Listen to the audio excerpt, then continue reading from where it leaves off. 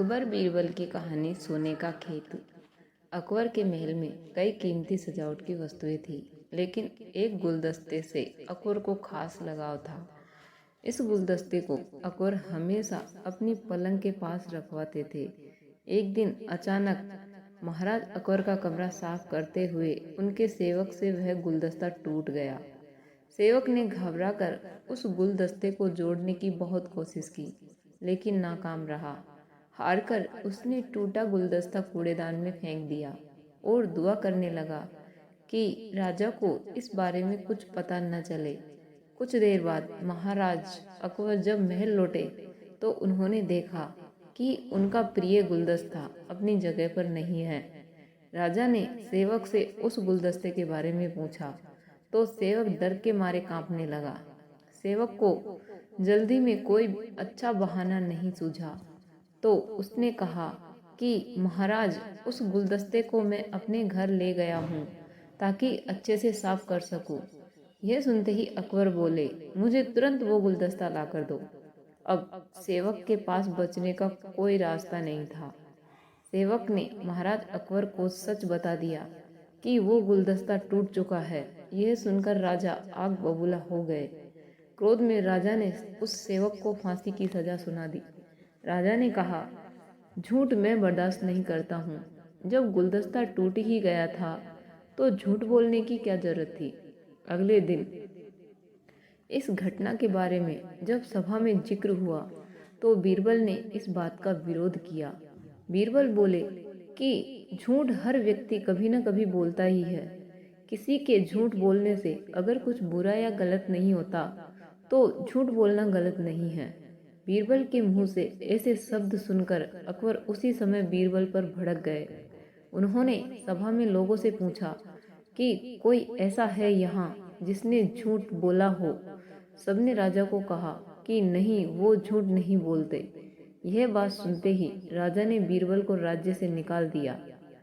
राज दरबार से निकलने के बाद बीरबल ने ठान ली कि वो इस बात को साबित करके रहेंगे कि हर व्यक्ति अपने जीवन में कभी न कभी झूठ बोलता है।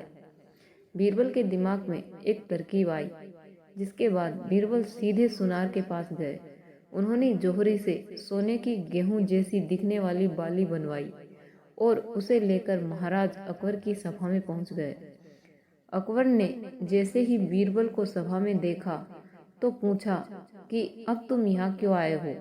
बीरबल बोले, जहां पनाह, आज ऐसा चमत्कार होगा जो किसी ने कभी नहीं देखा होगा। बस आपको मेरी पूरी बात सुननी होगी।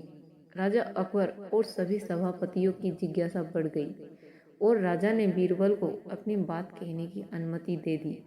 बीरबल बोले, आज मुझे रास्ते में एक सिद्ध पुरुष के दर्शन हुए। उन्होंने मुझे यह सोने से बनी गेहूं की बाली दी और कहा कि इसे जिस भी खेत में लगाओगे वहाँ सोने की फसल उगेगी। अब इसे लगाने के लिए मुझे आपके राज्य में थोड़ी सी जमीन चाहिए। राजा ने कहा, यह तो बहुत अच्छी बात है, चलो हम तुम्हें जमीन दिला देते हैं। अब बीरबल कहने लगे कि मैं चाहता हूँ कि पूरा राज दरबार यह चमत्कार देखे। बीरबल की बात मानते हुए पूरा राज दरबार खेत की ओर चल पड़ा। खेत में पहुंचकर बीरबल ने कहा कि इस सोने से बनी गेहूं की बाली से फसल तभी उगेगी जब इसे ऐसा व्यक्ति लगाए जिसने जीवन में कभी झूठ न बोला हो। बीरबल की बात सुनकर सभी राज दरबारी खामोश हो गए और कोई भी गेहूं की बाली लगाने के लिए तैयार नहीं हुआ। राजा अकबर बोले कि क्या राज दरबार में कोई ऐसा व्यक्ति नहीं है जिसने अपने जीवन में कभी झूठ न बोला हो। सभी खामोश थे। बीरबल बोले, जहां पनाह, अब आप ही इस बाली को खेत में रोप दीजिए। बीरबल की बात सुनकर महाराज का सिर झुक गया। उन्होंने कहा, बचपन में मैंने भी कई झूठ बोले हैं तो मैं इसे कैसे लगा सकता हूँ। इतना कहते ही बादशाह अकबर को यह बात समझ आ गई कि बीरबल सही कह रहे थे कि इस दुनिया में कभी न कभी सभी झूठ बोलते हैं। इस बात का एहसास होते ही अकबर उस सेवक की फांसी की सजा को रोक देते हैं। कहानी से सीख, बिना सोचे समझे किसी को बड़ा दंड नहीं देना चाहिए। हर काम को सोच विचार कर ही किया जाना चाहिए।